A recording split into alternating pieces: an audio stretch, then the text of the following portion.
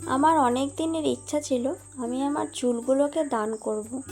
তারপরেই আমি আমার চুলগুলোকে বড় করি। আমি আগে যখনই চুল কেটে দিতাম তখনই কিছুদিন পরে দেখতাম অনেক বড় হয়ে গেছে চুলগুলো।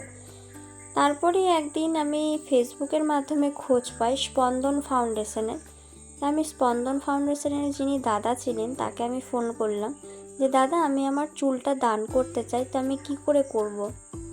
তো সেই দাদাই আমাকে পুরোপুরি গাইড করে বলে দিয়েছিল যে এরকম করে আমাকে পোস্ট করে দাও, আমি ক্যান্সার পেশেন্টের কাছে তোমার চুল পৌঁছে দেবো।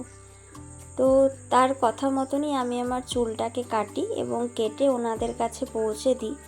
তারপরেই হয়তো ক্যান্সার পেশেন্টদের কাছে আমার চুলটা পৌঁছেছে এবং আমি আমার চুল দিয়ে খুব খুশি হয়েছি।